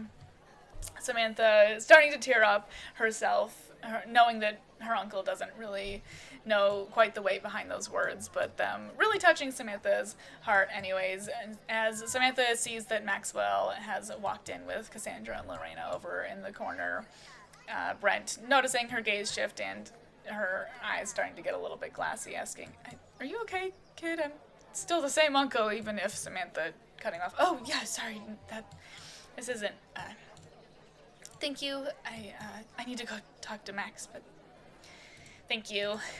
Pulling Brent into a super tight hug around the waist. Brent, a little bit shocked at the ferocity of it, not quite sure what's going on, but happy to have helped apparently, and giving his niece just as tight of a hug back as she kind of races over to follow Max over to the seat that he was headed to down in front here. As Brent does look over and see that Kassandra and Lorena have in fact rolled up, but a certain someone else has rolled up over to them as well, and it's clear that neither of them seem very amused by that. Brent is sighing at the clearly drunken state of Justin the Second here, going, oh boy. As he walks on over to the argument that has been brewing for the past couple of minutes here, already getting pretty heated. Justin saying the first thing that Brent catches as he walks over, Justin kind of yelling over at them with, I just forgot both of you whores would be here. And without even a second thought about it, let's see if we can do this here. Without even a thought about it, Kassandra rearing back and fuck it, we'll do it this way. Ooh, excuse me, I'm hungry. Kassandra rearing back and just slapping Justin clean across the face as Justin just sort of grabs his jaw and stumbles back a little bit, muttering "bitch" under his breath as Lorena steps up going, "What did you just say about my girlfriend?" Justin kind of laughing at that and scoffing with girlfriend, as Kassandra sort of squares up and steps forward again saying, "I suggest you stop there." Brent coming in between them going, "Okay, buddy, hi, let's get you sobered up, yeah?" As Justin pushes Brent off of him going, "All of you need to stop trying that. I'm not a child that needs to be taken care of." As Lorena spits back, "You're acting like one, and you couldn't even be decent for your son's wedding." As Brent just tries to kind of diffuse the situation as well. "No, go back to your seat, Jacob. You know what, let's fix people so they stop wandering." Brent holding pacifying hands out again, turning to Justin with, "I understand. I want to drink too. You want to talk?" As Justin just goes, "Fuck off, Winston. I don't need any of your bullshit tonight, especially after showing up to you." Justin's gaze clearly turning over Brent's shoulder as Brent turns around to see a man in suspenders walking up that Brent doesn't recognize, but Justin clearly does, as James is sort of coolly sauntering into the wedding venue here. Justin pushing Brent out of the way and stomping over to the man now. Justin stomping right on over to James as Brent kind of asks the ladies over here, like, "Are you guys all right?" Kassandra just kind of shaking out her fist, but not seeming that perturbed, going, "Yeah, plenty. Let's go get seated, shall we?" As Lorena goes, "Yes, thank you for trying, Brent, but let him run himself into the ground." As Kassandra and Lorena both just head on down to go take a seat near Cassandra's child, of course. But over with Justin and James, James sort of noticing that someone is stalking towards him and doing a double take as he notices that it is a pretty disheveled and drunken Justin II here, as Justin stomps right up to him going, "You motherfucker," as James just says, "Justin, not now." Justin going, "You can't avoid me just because you failed," as James coolly rushes him off again, saying, "I'm looking for your sister, not you." Justin going, "Well, you've got me." Marissa noticing that there is a fight happening here, and, in business mode, she's here to be the head of Secure Vote tonight, and that is the role that she is planning on playing. No, Sims.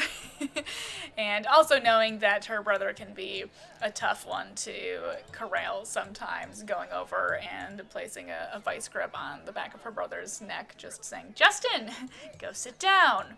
He's not worth an argument." James looking her in the eye, saying, "Actually, Marissa, you can stay right there." Marissa saying, "No, absolutely not, James. We're not doing this here." As James instead does actually surprise Marissa by pulling out his detective's badge and saying, "Marissa Clark, you're under arrest." Both Justin and Marissa turning to him and yelling, "What?" for maybe different reasons, but Justin immediately launching into, "This is bullshit. You're arresting her? There's no way she would have killed my father. If you need to be putting anyone in cuffs, it's my mother." Said mother sitting in the wedding area over here, definitely overhearing and turning to tune into the commotion having been mentioned in the conversation. Definitely tuned into whatever's happening over at the entrance at this point, and James just staring incredulously at Justin, saying, "What? Move out of the way, Justin. This has nothing to do with that. I have something much more damning."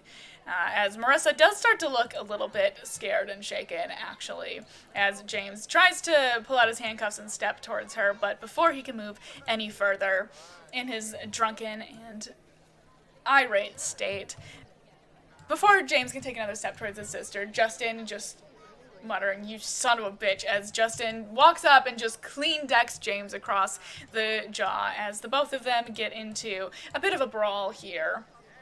And in all of the commotion around, the security people, are we gonna fight?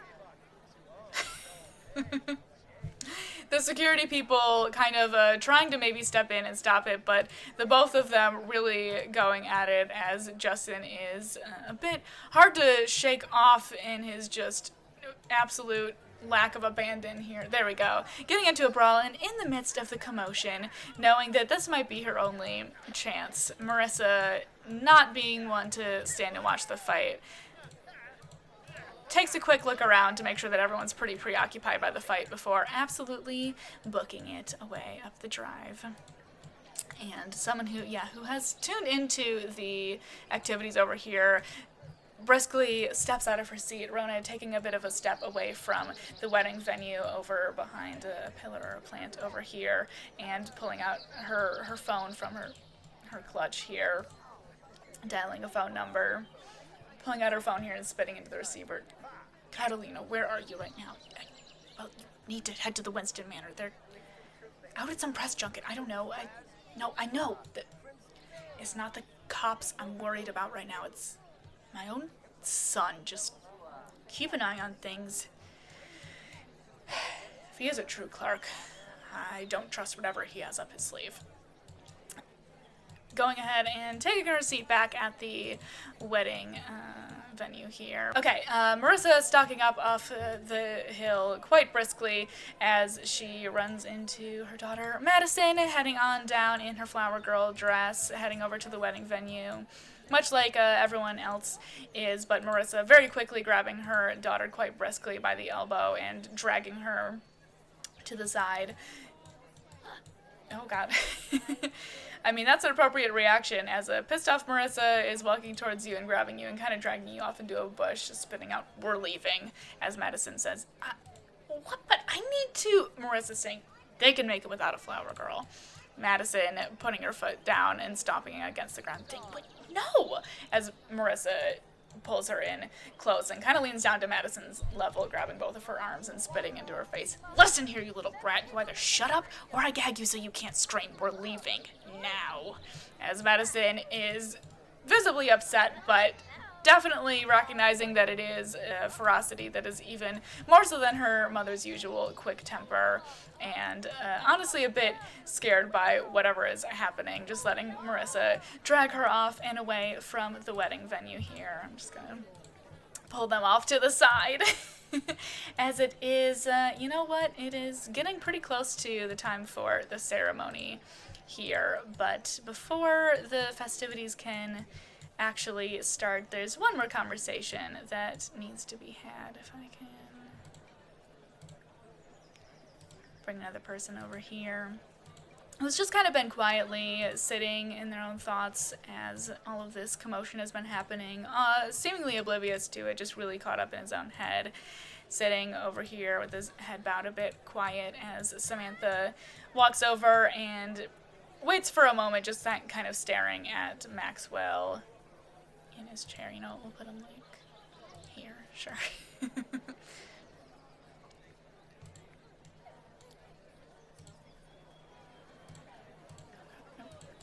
Samantha walking over and staring at Maxwell sitting there before clearing her throat and asking, "Mind if I sit?"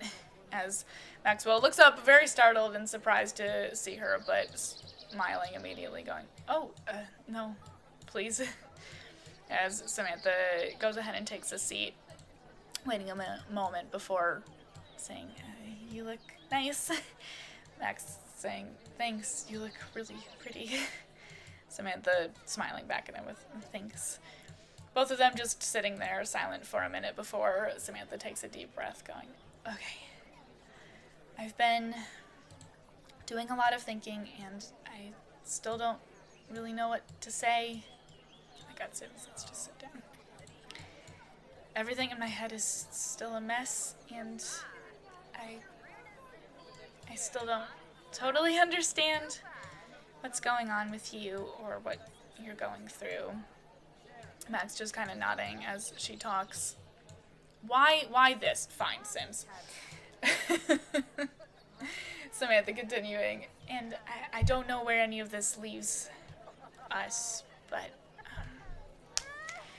amongst all of the awful people that we surrounded ourselves with in high school, you were always one of the kindest I've ever known, and I can't stop my heart from loving you, so I'll learn to understand. I want to understand." As Maxwell offers her a small smile, getting a bit teary-eyed as well, saying, "I want you to too." Samantha saying, "If my parents can make it through everything they went through and come out the other side with an even stronger bond, then we can do the same." Maxwell reaching over to kind of gently taking her hand, feeling relieved when Samantha lets in, saying, "Thank you, Sam, that means a lot to me." Samantha replying, "And I'm really sorry for reacting badly, really badly. I'll get better at that." Max just smiling and squeezing her hand as Samantha just turns her gaze forward, waiting for the wedding to start, chuckling and saying, "Besides, you're absolutely garbage at applying eyeliner, and so you really need my help anyway." Just giving him another small smile as Maxwell smiles back, the two of them, content to just watch the wedding together, feeling a bit better and definitely more reconciled now, as it is finally time for the wedding to begin. Probably middle of the afternoon, getting into late afternoon, the sun, you know, like, just almost to that, like, sunset point, the perfect, where it will be, like, that perfect golden hour when they have their first kiss on the, well, their first kiss as a married couple. on stage. There's been a lot of commotion, but you know, Amanda's been oblivious to that. She's been getting ready and in her bridal suite, of course. And so it is finally time for the wedding of Amanda Ritter and Christopher Clark. First down the aisle should have been the flower girl, but there's a little bit of like a delay in the procession here as everyone's a little confused as to where the flower girl is. No one can really find Madison, but things must proceed along, of course. And a blonde woman kind of drunkenly stumbles down the aisle and takes a seat right in the back corner here as Amanda's mom accidentally makes a little bit of a scene there before Christopher just kind of looks after her and takes a deep sigh, walking down the flower petal-less aisle here, nerves steeled and just kind of trying to go through the motions, knowing that he's gotta make his way up here, but still not really feeling good about it and feeling worse and worse about the trek. Every step that he takes all the way up to the altar here, knowing that everyone's eyes are on him and feeling his heart beat clean out of his chest as he walks up, making the mistake to take a brief glance at a still somewhat teary Rosalie sitting in the front row there before quickly averting his gaze, knowing that that's going to make everything feel that much worse, but taking his place up here at the altar. As, of course, next down the aisle, we've got... The Sims are not going to end up walking together very well, but Cypress and Hunter headed down the aisle next. Cypress looking pretty stoic herself, you know, she's usually pretty cool, calm, and collected, but her face showing a little bit more irritation through that demeanor for those who know or at least can tell that there's definitely something eating at her a little bit, as Hunter did clean up well pretty quickly there, both of them making their way down the aisle as well. You know, the wedding music going on, the pianist playing beautifully in the background as Cypress makes her way over to the bridal side, not really sparing a look at Christopher, who's still pretty lost in his own head anyways and barely notices Hunter going to... Hunter going to take a stand next to his nephew over here. Nephew? Yeah, nephew. Hunter and Chris are the same age, but Chris is technically his nephew. Everyone in their beautiful pink outfits for the wedding, handpicked by Amanda, of course. And lastly, in the bridal party are our lovely triad, Charlie, Jacoba, and Mohini making their way down the aisle as well. Jacoba in the middle for symmetry's sake here. All three of them making their way down, having, honestly, you know, enjoying kind of the event and being all dressed up and stuff, even if it's not really any of their styles, the big poofy pink gowns, but definitely better than Amanda's first option she wanted to thrust upon them, of course.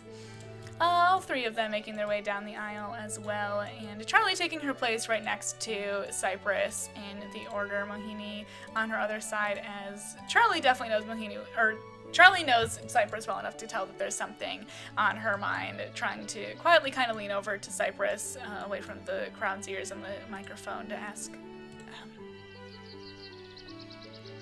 you good? Whispering over to Cypress as Cypress is sort of chewing on the inside of her lip to keep herself from looking too upset, saying, pissed, but yeah. Kind of sparing a glance over at Chris, Charlie widening her eyes and nodding knowingly, just giving Rosalie a quick little glance in the audience as well as she turns back to Cypress saying, yeah, tell me about it. Cypress, surprised, but turning back to Charlie, kind of raising an eyebrow as if to ask, oh, do you know? And Charlie just giving a bit of a knowing look back to Cypress as well, both of them turning back to the crowd, as of course it is time for the main event of our lovely bride to walk down the aisle. And unlike our groom, who just sort of robotically forced himself down, of course Amanda takes her time and tries not to be thrown off by the lack of flower petals on the aisle here, waddling her very done-up pregnant self down the aisle here, with her father at her side, kind of walking her down, although her father did seem a little bit distracted by her drunken mother, kind of slouched over the chairs in the back, but Amanda's not going to let any of that distract her from the happiest day of her life as she makes her way slowly down, reveling in all of the attention and excitement, making her way all the way down the aisle, having to stop a couple times a bit uncomfortable just because of, the baby really getting to her today and really hurting her back, but nothing is going to stop her from getting up there to that altar with Chris. Eventually making her way up the steps, her dad giving her a kiss on the cheek and sitting, kind of awkwardly jogging back down the aisle to go sit next to his wife, where she has all but fallen asleep now in the back. Amanda taking her place and turning to Christopher with a huge smile on her face, and Christopher at least trying to force a smile out at her as the officiant begins the wedding ceremony here. And Christopher, knowing how that this is all supposed to go, they've rehearsed this a million times, and really thankful for that at this point, so that he can just go through the motions and not have to think about this too much, because he can't help the magnetic pull of glancing over at Rosalie every now and then in the front row, right there, so close but so far away, barely even listening to the vows as they get to that portion. Amanda prattling on for a long time, talking, him at least recognizing that most of her vows seem to be about herself, but really not paying them much mind, trying not to glance over at Rosalie too much, who has spent most of the time kind of looking down and shaking her foot, clearly not too engaged with the wedding, until it gets time for Christopher to say his vows. Again, thankful that he's sort of rehearsed through his much shorter and less heartfelt ones to Amanda, until the officiant asks him, Amanda, do you take Christopher to be your lawfully wedded husband through sickness and in health? Amanda happily squeezing Chris's hands and saying, I do, as Christopher finds himself tapping his own foot along the stage as well, the officiant turning to him and asking, and do you, Christopher, take Amanda to be your lawfully wedded wife through sickness and in health? Christopher, feeling Amanda squeeze his hand a couple of times and looking at his face expectantly. Christopher really willing those words out of his throat, but only Charlie's words echoing in his head as Christopher makes maybe the first decision for himself in his whole life, perhaps, as he chokes out, I can't. Amanda immediately screeching, what? As there are gasps heard throughout the location here. Everyone floored. Christopher taking a step back from Amanda, going, I'm sorry, I can't, Amanda, I can't marry you. I've been trying to tell myself at every step that by the time I get up here, it'll feel like the right decision, but it's only felt more wrong with every passing day, and I've done a lot that has felt wrong in my life because that's what everyone told me was right, but this is one mistake that I can't go through with, not when I know deep down what the right decision for myself is. Amanda absolutely taken aback and reeling, not even being able to figure out what's happening long enough to process Christopher's gaze shifting over at Rosalie, who is also has her mouth agape at this point, and rushing down the stairs over to the front row, both Aaliyah and Antonio confused and following him with their gaze as he sprints over to Rosalie and grabs her hands, dragging her out of the chair, and saying, I should have chosen you. I've known that's what my heart's wanted since the day I turned around, but I wasn't strong enough to go for what I wanted instead of what I was supposed to do, which I know probably doesn't make a lot of sense to you because you've always gone for what you wanted, and over what's expected, and God, that's part of what makes you so incredible, and part of why I know that finally choosing you is more of a want, or more than just a want, it's a need, and because you've shown me that I can have a life that's truly my own making, and this is the first step. Whether or not you'll agree to have me standing up and saying all of this in front of everyone, oh God, that will hate me for it, is the first step in making my life a life for myself. And I fucked up at every step of the way, and I don't deserve you, but God, I love you. I love you, Rosalie, and I stopped caring. Who knows it? Rosalie just taken aback listening to Chris, feeling like she should be pissed, but not able to stop the butterflies in her stomach and the way her heart is pattering out of her own chest as well, saying, Chris, you can't just stop the wedding and say all that and tell me and expect me and just kind of letting herself trail off and deciding to stop thinking for at least right now and just feeling as well, and grabbing Chris by both cheeks and pulling him into a kiss as Antonio's clearly cheering it on here. But both of them kind of half crying and laughing into each other's mouths pull back as an anguished scream is heard from the stage. Both of them turning ready to face the wrath of Amanda at having her huge wedding event ruined, of course. But instead of a bit of a breakup and anger and the wrath of Amanda being turned on them, her face is a bit twisted up in a different way as her hands are on her stomach, looking down and noticing the pool of water on the ground as Amanda's water has broken and has started going into labor. Christopher looking over a little bit shocked here. Amanda definitely still pissed, but a bit taken over by the birth pains coming on at this point. Rosalie kind of nodding to Chris like, yeah, go. Chris running over to very in labor Amanda, but that is actually where we're going to leave the whole wedding debacle for the night.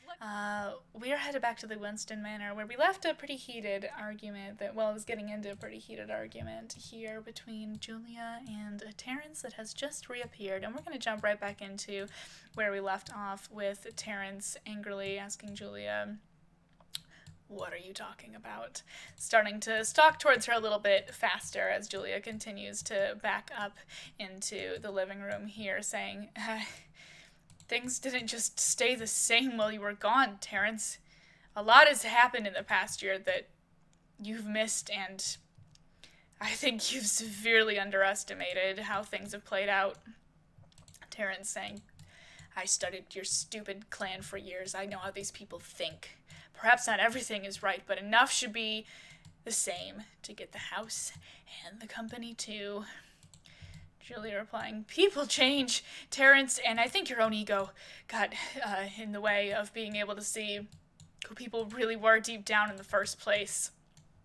As Julia has backed up far enough that her back has kind of run into the doors leading out into the backyard and the living room here, Terrence quickly stalking up to her, realizing that she's cornered, as Julia does kind of show a brief hint of terror, seeing that she is cornered as well.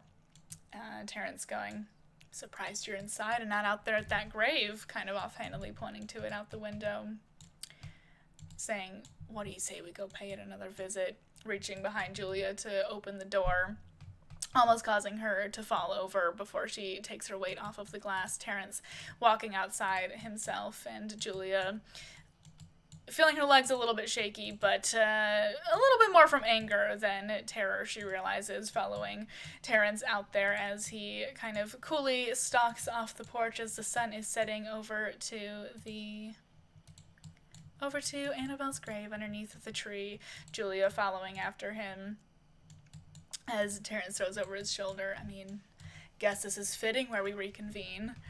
Julia saying, "Yeah, poetic.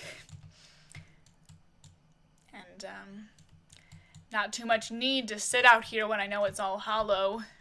Besides, I know she's alive too, you jackass." Terrence turning around from kind of looking over the grave to look at Julia and saying, "What are you talking about?" Julia going, "The chick is up, Terrence," but noticing just a hint of break in his own resolve there, as, you know, the years spent with Terrence were rough, but he was her husband after all. She did know him decently well and can tell when something does genuinely surprise him. Julia finding herself smirking as she says, "Oh. Or wait, did you not know that she's still alive?" Terrence huffing and clearly trying to come up with a quick defense, but Julia being quicker, her tone turning a bit darker as she says, "Did you think you were arranging for her to be killed?" As Terrence tries to quickly deflect, saying, "Where is she?" Julia going, "No." As Terrence tries to put on a bit of a softer tone, saying, "She's my daughter too," Julia shutting it down with, "You're not gonna trick me into thinking you care. You gave up any rights to her the second you tried to have my baby murdered." Terrence starting with, "That's not," and Julia stalking towards him and causing him to kind of back up even closer to Annabelle's fake grave over there this time, as Julia continues, "And you're not just gonna waltz back in here like you have any right to, because I'm not scared of you anymore, and no one else will listen to you anymore, because with my father's iron fist gone from this household, everyone's been free to realize what a piece of shit you are, even outside of running off with most of our inheritance." Terrence is clearly irate himself as Julia continues going in on him here, but backed up over towards the grave, and Julia a bit wrapped up in her own anger and not thinking too much to, I guess, protect herself. Terrence cutting her off, and gonna have to do a bit more theater of the mind in this scene. Cutting Julia off and grabbing her around the throat with both of his hands, lifting her just barely off the ground to where her tippy toes are just dragging across the ground as she tries to struggle against him, saying, "Listen here, bitch. I don't know who you think you are, but you're nothing more than a meek little piece of arm candy that you've been the past few years, and it looks like it's a good thing I'm back to remind you of where you're best suited now." And with a strength that Julia hasn't found inside her in a while, absolutely furious at this point, kicking and flailing and kneeing straight up into Terrence's crotch, causing him to drop her and double over onto the ground, as Julia just can't really hold back this anger she's been trying to hold back for years at this point, and just wailing on Terrence as she continues saying, "Fuck you, you're wrong," punctuating each sentence with a hit as she continues to wail on Terrence. We're gonna get the Sims to do this as best as possible here. Continuing to hit him as she continues screaming, "That's who you wanted me to be, not who I am, not who I was, and not who I'm going to be. You're the sad one that has to lie to get what he wants because your heart is too ugly to get what you want on your own, and you have no place here with me or my family or Annabelle."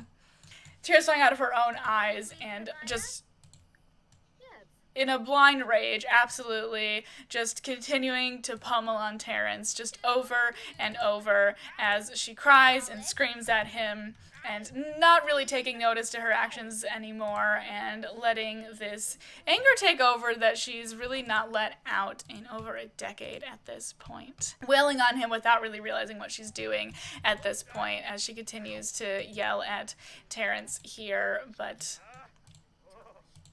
as she, perhaps just as Julia said, poetically kind of wails on Terrence here on the grave of the baby. She is snapped out of it very briefly by a voice saying, "Well, that was a long time coming." Julia snapping her gaze up to see her somewhere. Hopefully. Sims? The rain's fitting. We're going to leave the rain. Looking up to see Catalina, her Aunt Catalina, standing over the two of them as Julia's hands are shaking, kind of covered in blood at this point, as she goes, "Catalina, oh, what are you? Looking over at the pretty bloody and lifeless body of Terrence at this point, noticing that he's not breathing and starting to freak out, going, oh, fuck. Oh my god, oh my god. Oh my god, Catalina immediately rushing over to Julia and saying, hey, you did good, kid. As Julia is just shaking her head and staring down at the body of her former husband, saying, no, I killed him. I didn't mean to. I just, Catalina grabbing both sides of her niece's head in her hands and saying, it's okay. There's no time for that. Julia going, no, it's not okay. Catalina saying, listen, yes, it is. Go inside, get yourself cleaned up. I'll handle this, okay? Julia replying, what? As Catalina says, just go. I've got this, okay? Giving Julia a brief kiss on the head as we're not really sure what to do at this point. Get the fuck out of here, Butler. You don't exist.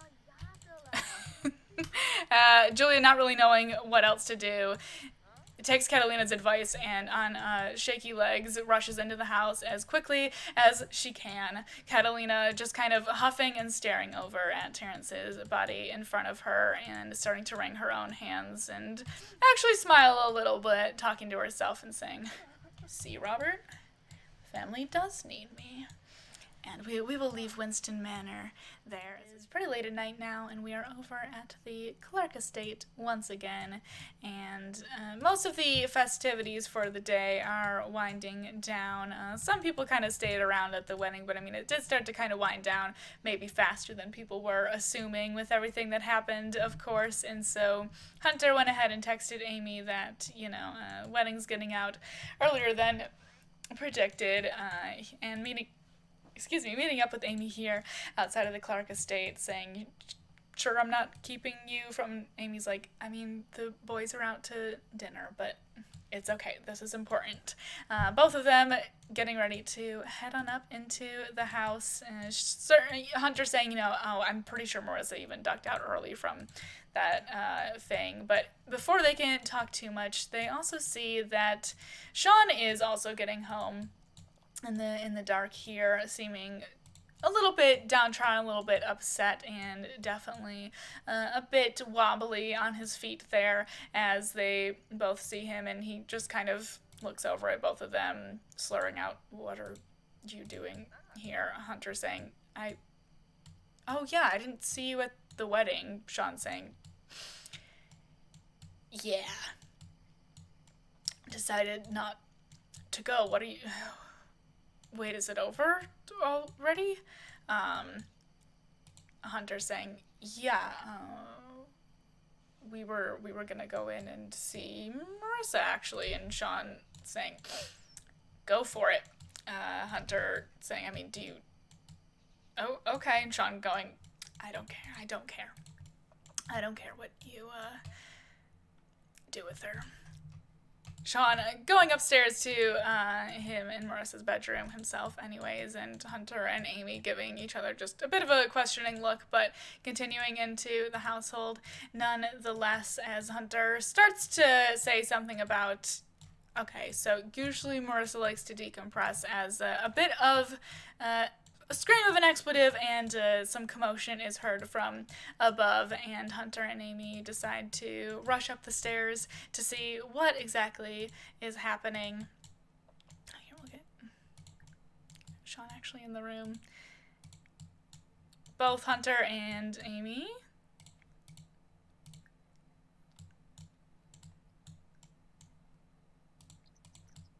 Out there.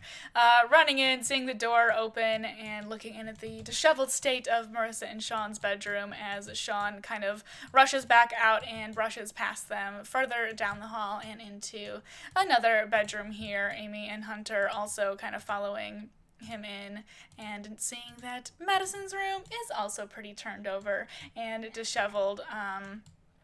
Shawn saying, fuck, all their stuff is gone. And left a bit dumbfounded, and with Marissa apparently on the run with maybe Madison as well. We will leave them to figure out what exactly is happening there. So we're going to pretend it is still pretty much like heavily nighttime in our canon here, even though it's a bit lighter in the game, as under the shroud of nightfall, driving a couple hours out deep into the forest after having wrapped up the body. Catalina has driven out to a forest, a bit of a practiced drive out here, as she is currently digging in the ground, secluded, almost calm in the middle of the forest, digging a big enough hole to fit a man into the ground here, as she promised to Juliet, taking care of the situation. But as she's standing here digging the grave, from behind her, there's the sound of some coughing, as Catalina raises an eyebrow and turns around, looking down at the ground and saying, "Well then," and maybe smirking a little bit at that revelation as well. But that is where we are going to leave our episode, and where we are going to leave our season of Traitorous. So thank you so much for a fabulous season 2. I hope you enjoyed. I feel like there was a lot of drama in the last episode. It took us a bit to ramp up, but I told y'all it was coming. We just had to set all the pieces up to get here. But with a plenty dramatic finale to season 2. Don't worry, we will have a season 3, but it is not going to be for a while. It will not be until next summer, unfortunately. But hopefully the wait between season 1 of Traitorous and this one wasn't too agonizing, and so hopefully the next one won't be too agonizing as well. And so, yeah, that's it. That's Traitorous season 2. That's a wrap.